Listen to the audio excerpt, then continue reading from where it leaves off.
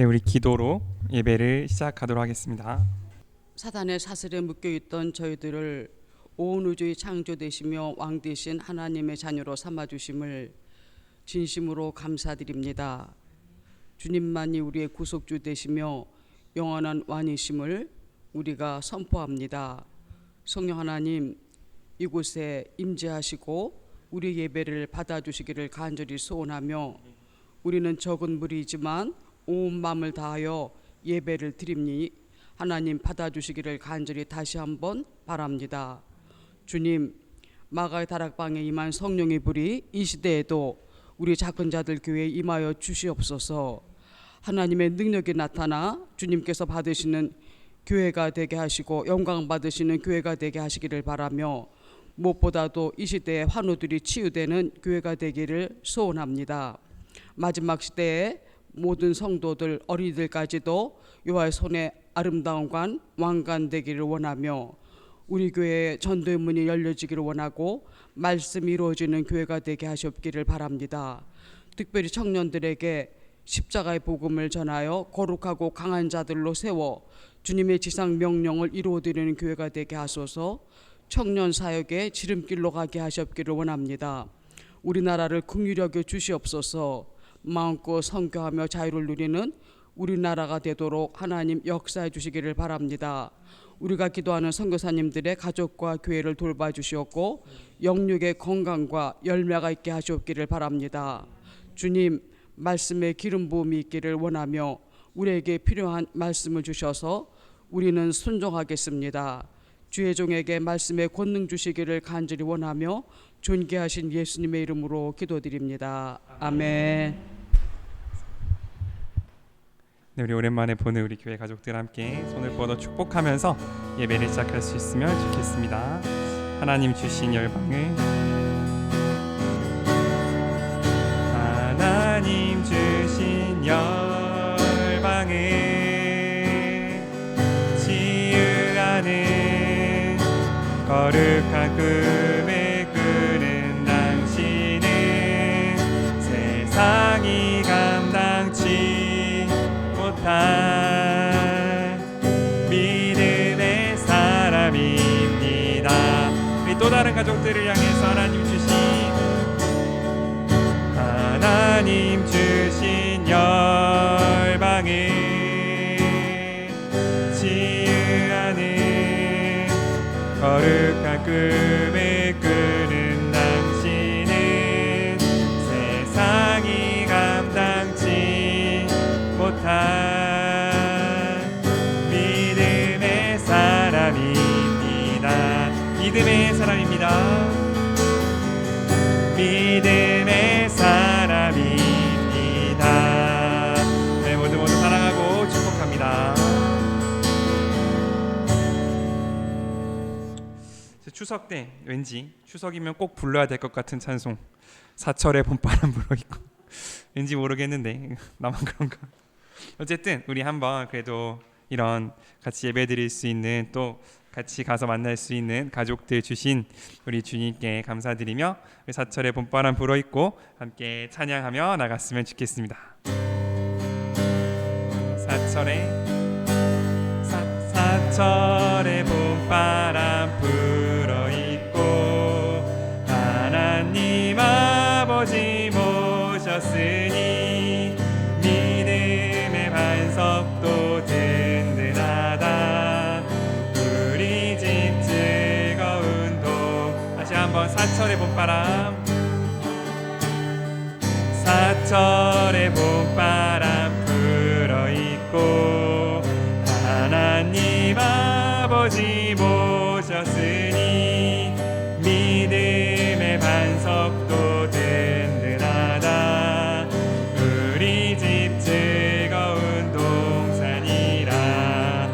고마워라 임마누엘, 예수 섬기는 우리 집. 고마워라 임마누엘,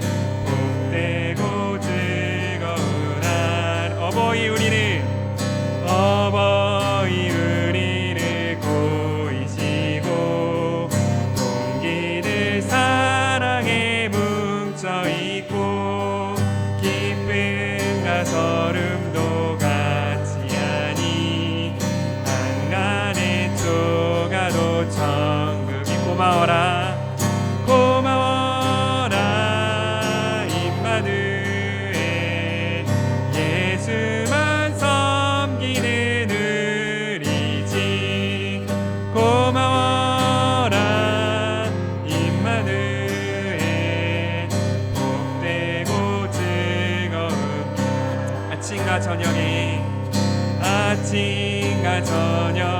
수고하여 다 같이 일하는 온 식구가 한 상에 둘러서 먹고 마셔 여기가 우리의 낙원이라 고마워라 임마누엘 예수만 섬기는 의리지 고마워라 임마누엘 복되고 즐거운 고마워라 임마누엘 고마워라 임마누엘 예수만 섬기는 의리지 고마워라 임마누엘 복되고 즐거운 하루하루 네, 가정을 지키게 감사의 박수 올려드렸으면 좋겠습니다. 주님이 항상 함께 하십니다.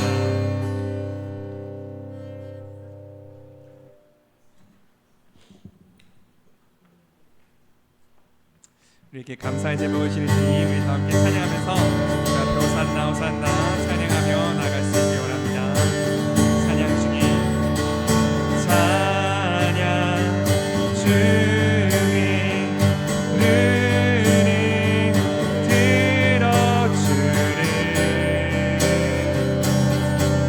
주를 보내 소망 중에 소망 중에 마음 다해 주나 나 바라네 주님을 볼 때 나에게 힘주시네 주님 안에 모든 두려움 사라져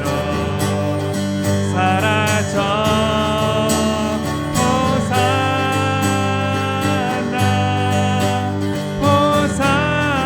호산나 구원의 주 하나님 찬양 받으실 주님 호산나 호산나 내 안에 임하셔서 주님의 뜻 이루소서 주께 드리 마음 당기고 들으소서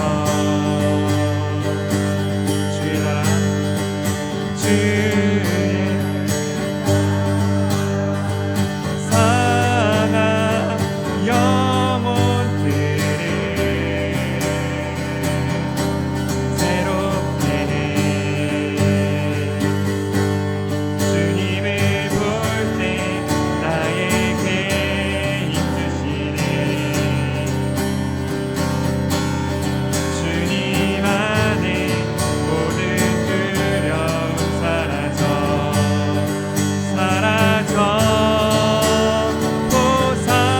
호산나 호산나 구원의 주 하나님 찬양 받으실 주님 호산나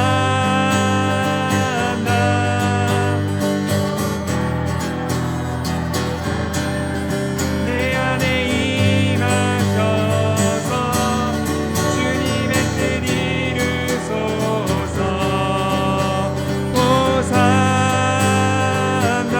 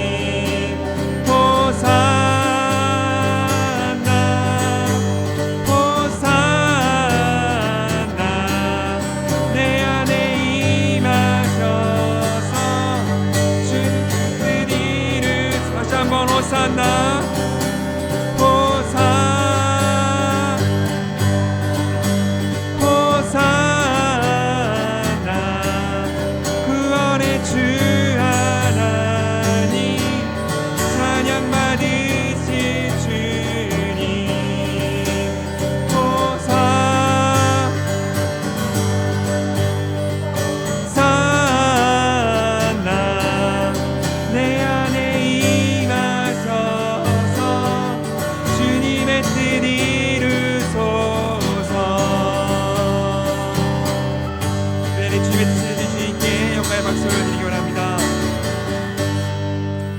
아멘.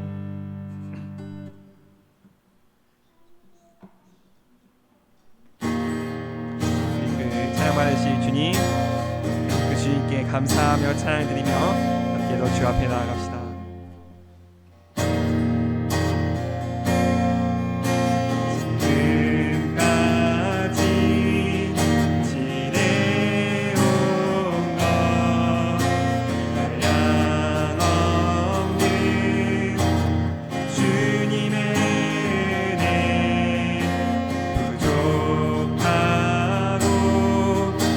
연약한 날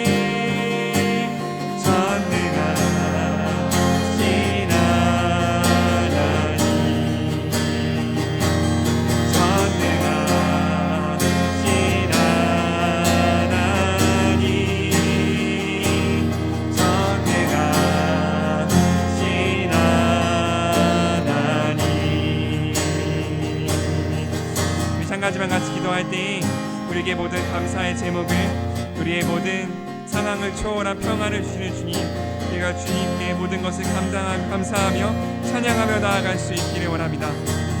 아버지, 우리의 입술 가운데 찬양이, 감사가 떠나지 않을 수 있기를 원하오니 나의 마음과 나의 뜻을 지켜주시어서 주님, 우리가 처음 예배할 때 처음 주를 따르기에 주님께 올려드리기로 결심한 그 모든 찬양과 모든 감사와 그 모든 기쁨을 주님, 마침내 주님께 올려드리기에 부족함이 없는 거룩하고 깨끗한 주의 군사, 주의 자녀 될 수 있도록 아버지, 우리 이 순간 예배드리고 찬양드리는 이 순간 우리의 마음과 영혼 깨끗게 다시 태어나게 하여 주시옵소서. 그 자신을 주 앞에 올려드리며 주 앞에 기도하며 함께 나가겠습니다. 하나님 감사합니다. 우리로 하여금 아버지의 마음으로 아버지의 뜻으로 나가게 하시니 감사합니다. 아버지, 우리가 다시 한번 주 앞에 감사하며 이제 가진 모든 것들을 주 앞에 감사하며 나아갈 수 있기를 원하오니 아버지와 아버지의 입술 가운데 감사와 찬양이 항상 넘칠 수 있게 허락하여 주시고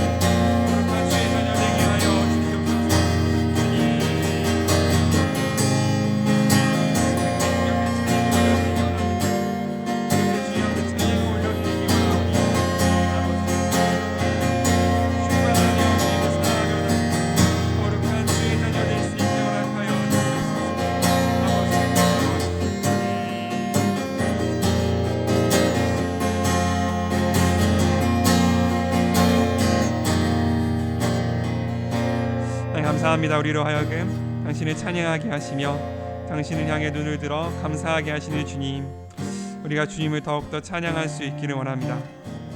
우리의 삶 뒤를 돌아보면 모든 것이 주님의 인도하심이었고 모든 것이 주님을 향한 감사의 제목이었으나, 그러나 주님 입술 가운데 주님을 향한 그 감사가 얼마나 있었고 우리의 마음 가운데 주님이 주시는 그 평안을 얼마나 누렸는지, 아버지여, 우리가 믿음 가운데 다시 한번 당신 앞에 나아갈 수 있게 허락하여 주시옵소서. 그리하여서 주님, 우리가 세상 가운데 세상이 줄 수 없는 평안을, 세상이 드릴 수 없는 감사를 주님 앞에 올려드리며 그 감사 가운데 온전히 주님의 능력을, 주님의 뜻을, 주님의 마음을 받아 우리 이 땅 가운데 축복의 통로가 되는 여기 모인 우리 될 수 있게 허락하여 주시옵소서. 그렇게 우리를 이끄실 주님을 찬양합니다. 감사드리며 예수님의 이름으로 함께 기도드립니다. 아멘.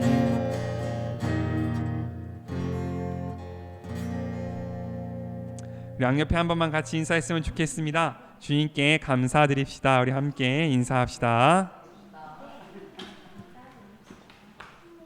누가복음 10장 38에서 42절까지의 말씀 함께 보겠습니다. 다 찾으신 줄로 믿고 제가 한 절, 여러분이 한 절 번갈아 읽도록 하겠습니다. 저부터 읽겠습니다. 예수님의 일행이 예루살렘으로 가는 도중 어느 마을에 들어갔을 때 마르다라는 여자가 예수님을 자기 집에 모셔드렸다. 그녀에게는 마리아라는 동생이 있었는데 주님 앞에 앉아 말씀을 듣고 있었다. 그러나 마르다는 여러 가지를 준비하느라고 마음이 산란하였다. 마르다가 예수님께 와서, 주님, 내 동생이 모든 일을 나 혼자 하도록 내버려 두고 있는데도 그냥 보고만 계십니까? 나를 좀 도와주라고 하십시오 하자, 예수님이 마르다에게 다가서사, 마르다야, 네가 많은 일을 염려하고 걱정하는구나. 함께 읽겠습니다. 그러나 꼭 필요한 것은 한 가지뿐이다. 마리아는 좋은 편을 택했으니 아무것도 그것을 빼앗지 않을 것이다. 아멘. 네, 아멘입니다. 예수님께서 이제 지나가시다가 예루살렘으로 가시는 중이시죠. 예수님께서 사역을 마치시고 예루살렘으로 돌아가는 중이셨습니다. 그 중 어느 마을에 들어갔는데 이 마르다라는 여성이 예수님을 자기 집으로 모셔드렸다는 거죠. 여기서는 어느 마을이라고 나오지만 우리가 나사로도 알고 그 여러 다른 성경을 찾아보면 여기가 베다니라는 마을이라는 것을 우리는 알 수 있습니다. 그래서 우리가 성경의 다른 부분을 종합해 보면 이 베다니라는 예루살렘 근처 마을에서 나사로라는 추측컨대 병을 앓고 있었던 오빠와 여동생 둘인 마르다와 마리아가 함께 살고 있었던 것으로 추측이 됩니다.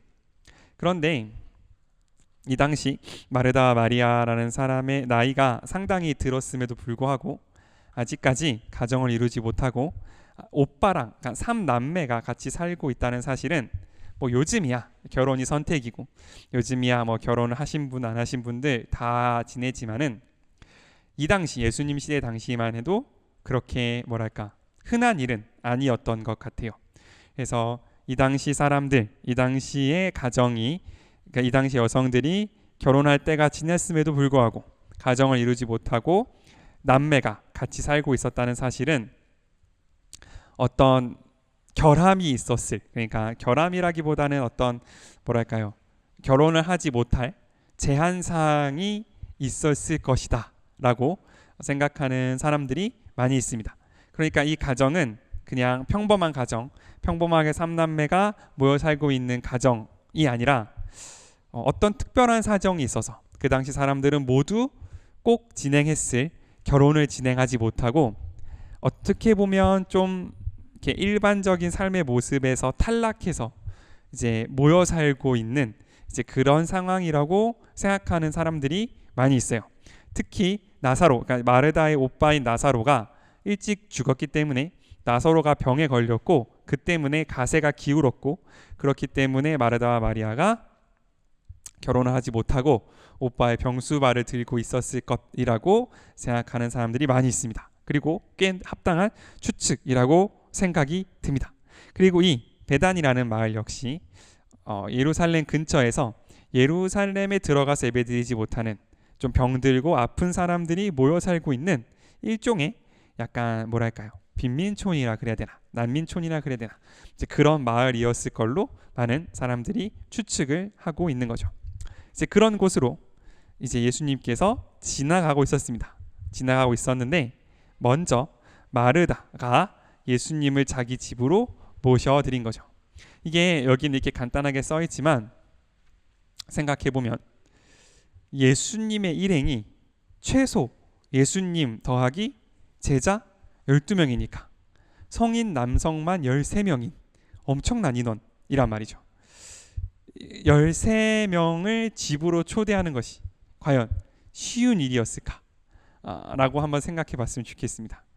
그냥 이 집이 넉넉하고 이 집이 뭐 하인도 있고 이 집이 뭐 먹을 것도 넉넉해서 한 10몇 명 정도 와서 밥 먹는 거 크게 부담이 안 되는 집이라면 모를까.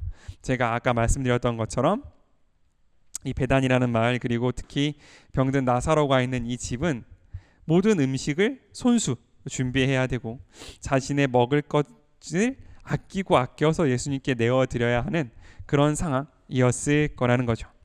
그럼에도 불구하고 마르다는 예수님을 사랑해서 예수님을 너무 만나고 싶고 예수님이 감사해서 예수님을 자신의 집으로 초청해 드렸습니다. 왜냐하면 마르다는 예수님이 병든 사람이 있다고 그 집을 더럽다고 하거나 혹은 자신의 가정 환경이 좋지 않다고 사람을 차별하는 분이 아니라는 것을 알고 있었기 때문에 마르다는 이렇게 당당하게 예수님을 초청할 수 있었던 것 같아요. 그래서 예수님은 마르다의 집으로 가십니다. 그러니까 초청하는 마르다도 마르다지만 예수님도 예수님인 게 예수님이 마르다의 사정을 뻔히 아실 거잖아요. 그럼에도 불구하고 마르다의 초청에 응하셨다는 사실을 우리가 꼭 기억할 수 있으면 좋겠습니다.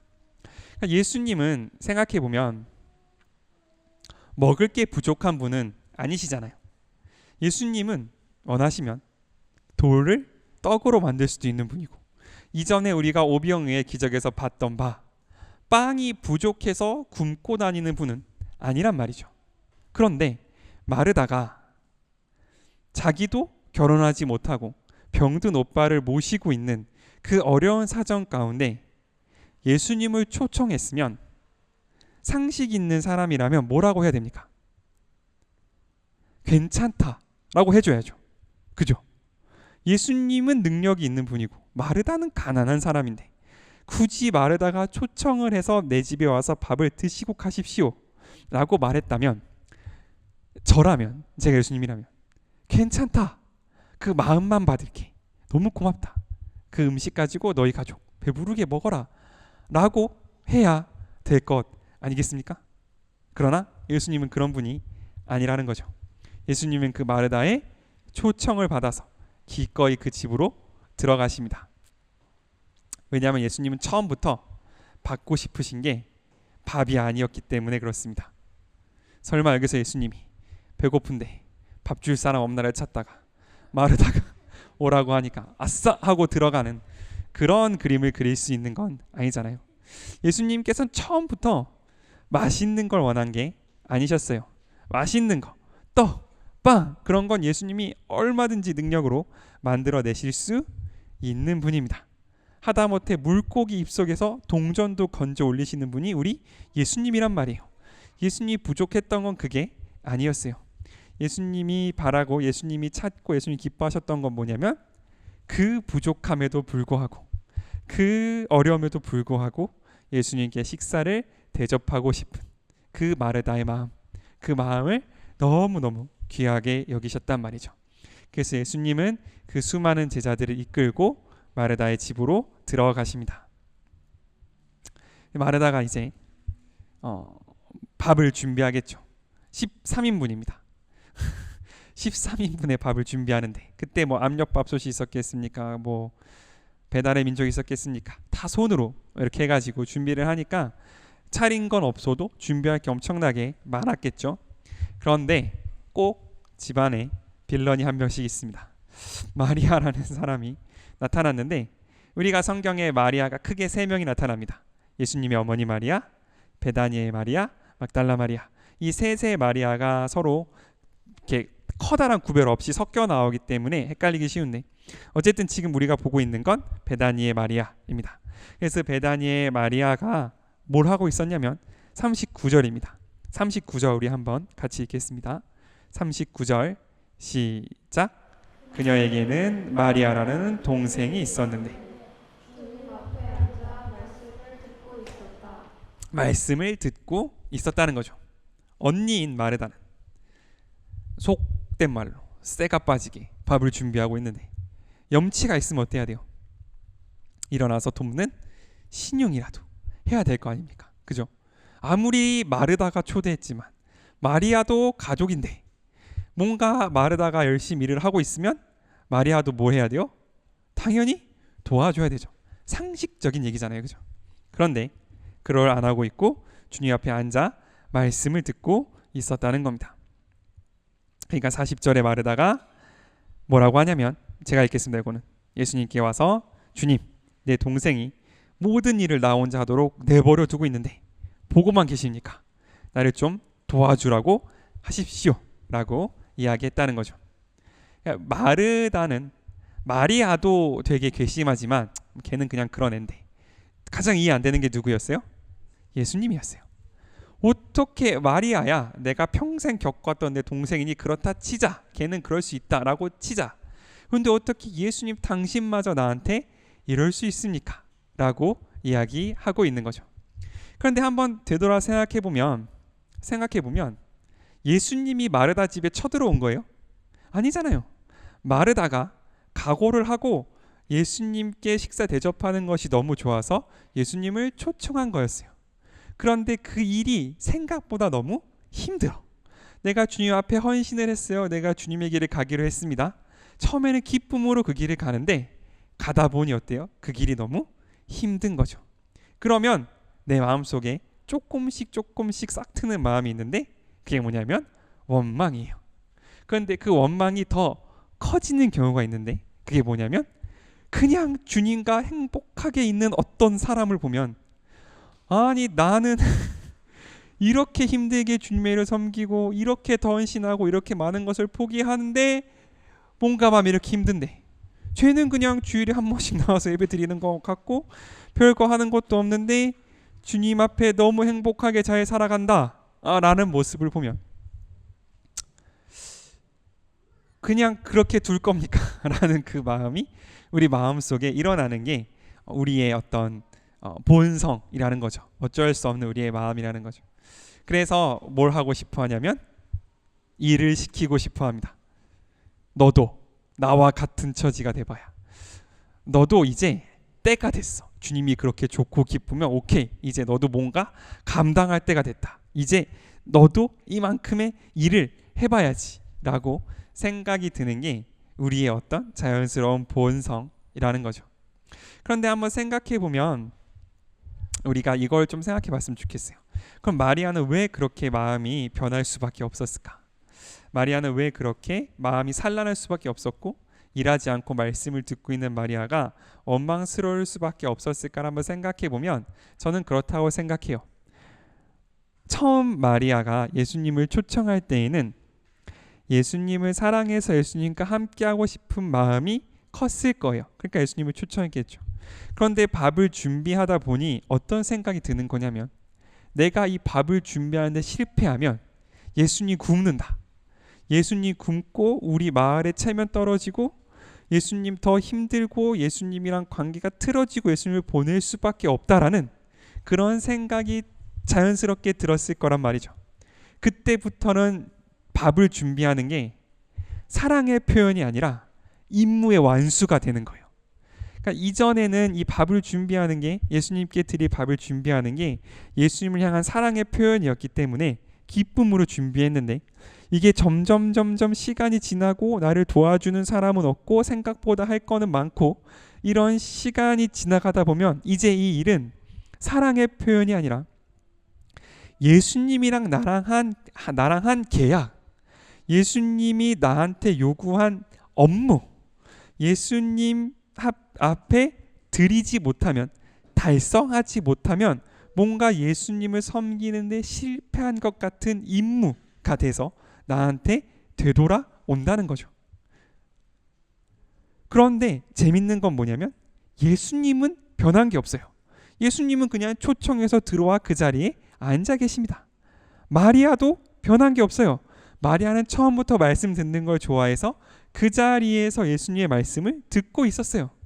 그런데 오직 변한 건 뭐냐면 마르다의 마음뿐인데, 내 마음뿐인데, 처음에는 예수님을 사랑해서 예수님 우리 집에 온 게 너무 기뻤다가 내 마음이 변해서 이제 막 벌벌벌 떨면서 어떻게 나 혼자 일하는 걸 예수님은 두고만 볼 수 있으며 어떻게 마리아는 아무리 그래도 그렇지 나를 하나도 안 도와줄 수 있냐는 원망으로 넘어갔다는 거죠. 여기에 우리가 뭘 볼 수 있냐면 하나님을 사랑하는 사람들, 하나님을 섬기는 사람들이 빠지기 쉬운 함정 하나가 있는 것 같아요. 예수님이 바라보는 건, 예수님이 마르다의 초청에 기쁘게 응한 건 그 집에 빵이 풍족해서거나 마르다가 그 집에 무슨 그 동네 맛집이라거나 그래서 마르다의 초청에 응한 게 아니라는 사실. 마르다의 예수님을 사랑하는 마음, 그것 하나만을 보고 그 집에 들어가셨다는 사실을 잊게 되면 예수님이 나와 함께 있어서 예수님을 위해 하는 모든 일들이 내가 책임지지 않으면 무너져 내릴 것 같은, 내가 그것을 해서 주님 앞에 해내지 않으면 예수님의 사역이, 예수님의 사랑이 끊길 것만 같은 임무와 테스트로 변해버린다는 사실을 우리가 기억할 수 있으면 좋겠습니다. 마르다도 알았을 거예요. 만약 떡이 부족해서 한 덩이 나왔으면 예수님은 기도하고 떡을 떼셔서 거기 있는 모든 마을 사람 다 배부르게 먹고도 남을 만한 능력이 있다는 분을 마르다 알았을 거라고요. 예수님, 마르다가 처음 초대했을 때는 알았을 거예요. 예수님께서는 무엇이 부족해서 우리의 초대에 응하시는 분이 아니라, 무엇이 부족해서 마르다의 집에 거하시는 분이 아니라 초청하는 마르다의 마음이 아름답고 그것이 너무 귀해서 마르다와 함께 있는 그 자체를 기뻐하신다는 사실을 예수님은 아셨을 겁니다. 예수님이 마르다가 준비한 음식을 기쁘게 드신다면 그게 간이 딱 맞아서, 양이 많아서, 재료가 고급이어서가 아니라 그것을 준비해 준 마르다의 손길이 너무 아름다워서 그 음식을 맛있게 드시는 예수님이라는 것을 마르다도 처음은 알았을 거죠. 그러나 그 일을 해 나가다 보면 이 일 자체에 우리가 이렇게 빠져들게 되고, 그렇게 되면 처음 우리가 예수님을 초청했던 그 마음을, 처음 우리가 예수님을 따르기로 결정했던 그 마음을 잃어버리기 쉬운 것이 우리라는 사실을 우리가 꼭 기억할 수 있으면 좋겠습니다. 그래서 그런 마르다에게 예수님이 말씀하십니다. 해결책을 주십니다. 우리 42절 한번 같이 읽겠습니다. 42절 찾아서 한번 같이 읽겠습니다. 42절입니다. 시작. 그러나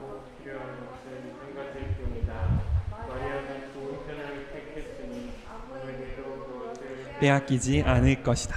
아멘. 이 말씀이 자칫 잘못 해석되면 마르다가 했던 일들, 그러니까 예수님을 초청하고 밥을 준비하고 마실 걸 준비하고 식탁을 차리는 그 일은 뭔가 중요한 일이 아니고, 마리아가 했던 일, 예수님의 발 아래 앉아서 말씀을 들었던 그 일은 중요한 일이고, 이렇게 해석될 여지가 있습니다만은 저는 그 말씀은 아니라고 생각합니다. 왜냐하면 예수님도 마르다를 사랑해서 마르다의 초청에 응하신 분이 예수님이시잖아요.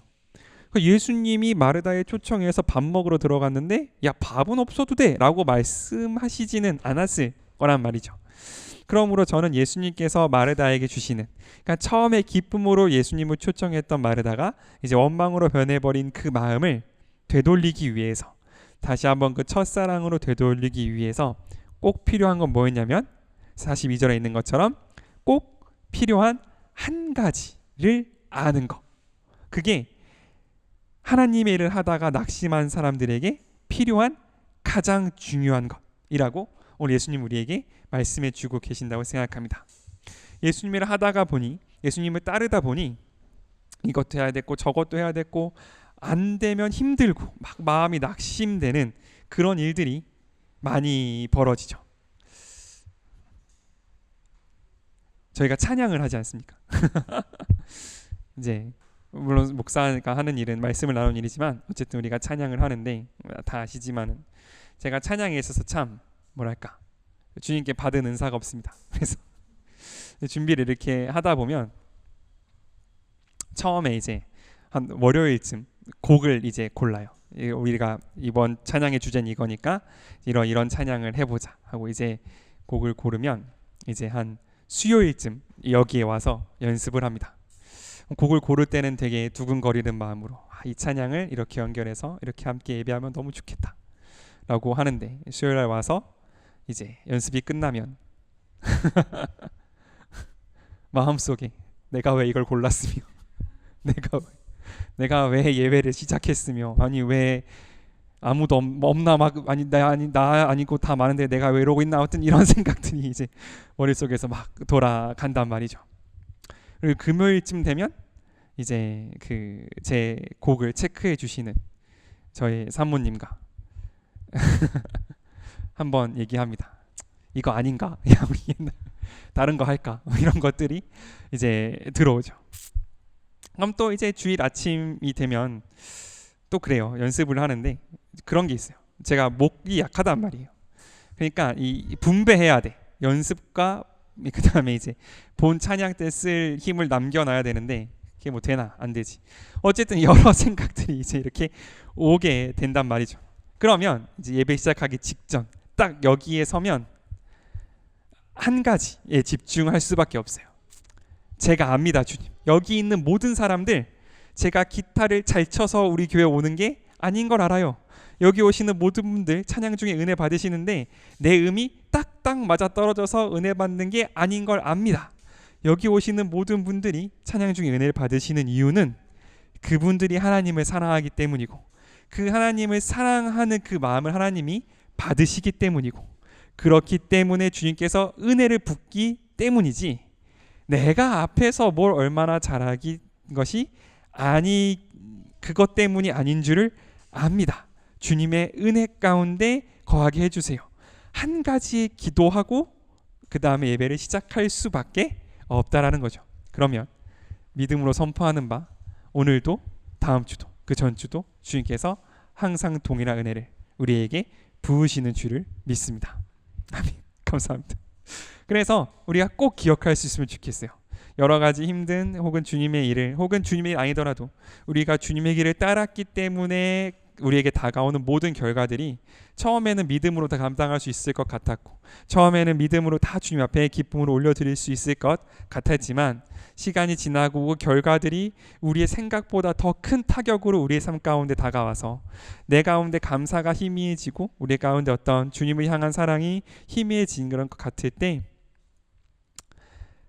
우리가 집중할 수 있는 우리가 붙잡을 수 있는 한 가지는 주님은 내 삶의 결과가 다른 사람보다 더 풍성하고 다른 사람들보다 더 아름답고 다른 사람들보다 더 주님께 드릴 것이 많아서 나를 사랑하시는 것이 아니라 내가 처음에 주님을 사랑해서 온전히 그것 때문에 드리기로 한 그 약속을 사랑하는 것이고 내가 주님 앞에 처음 순수한 마음으로 아무것도 모를 때 주님 앞에 고백할 수 있었던 그 고백 가운데 아멘 하셔서 우리 가운데 우리를 여태까지 이끌어 오신 것이기 때문에 그 가운데 어떤 어그러짐이 있었고 그 가운데 어떤 주저함이 있었든 내가 이 순간 여기서 감사로 다시 한번 올려드리는 나의 삶의 모습에 주님은 기뻐하실 것이고 그것이 혹시 주님 보시기에 안타까운 모습이 있으면 당신의 능력으로 고치실 것이고 싸매실 것이고 당신의 능력으로 우리의 삶을 온전하게 하시기에 부족함이 없는 사랑의 하나님이라는 사실을 우리가 날마다 고백할 수 있으면 좋겠습니다. 바로 그 한 가지, 꼭 필요한 한 가지를 택한 사람들은 꼭 필요한 한 가지에 집중하는 사람들은 흔들리지 않고 빼앗기지 않고 하나님이 주시는 사랑과 하나님이 주시는 감사를 누리는 바로 그 주님의 사람들, 바로 그 주님의 자녀가 될 수 있을 줄을 믿습니다. 아멘. 그래서 양옆으로 한번 같이 인사했으면 좋겠습니다. 주님께 감사합시다. 우리 한번 같이 인사했으면 좋겠습니다.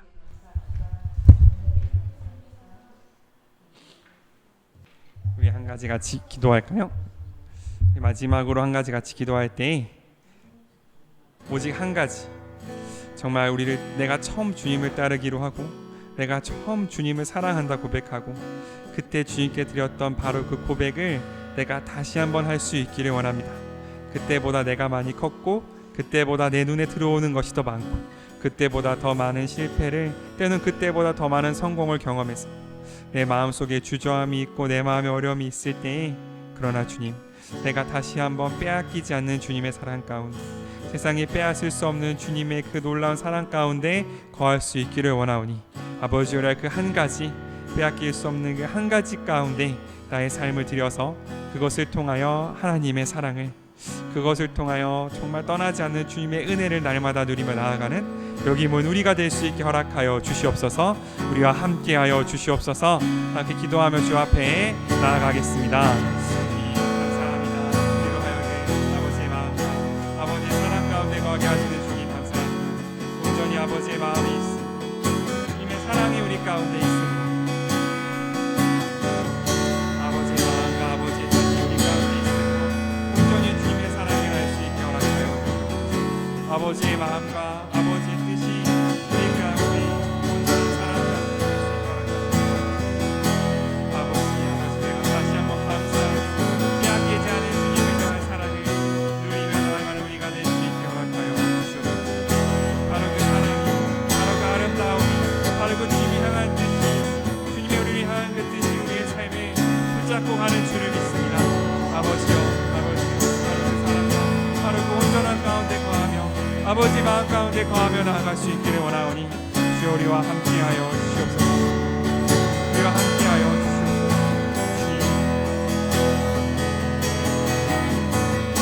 주님이 산산호 주님을 내 삶 가운데 초청했었던 바로 그 첫 마음을 회복할 수 있기를 원하오니 바로 그 첫사랑을 회복하여서 주님 절대로 빼앗기지 않기를 원하오니 우리가 그것을 지킬 때의 아버지의 은혜가 우리가 그 마음을 지킬 때의 주님의 뜻이 우리의 삶 가운데 이루어질 줄을 믿사오니 아버지 우리와 함께하여 주시옵소서. 주님의 은혜, 주님의 뜻, 주님의 사랑 날마다 우리 가운데 넘치며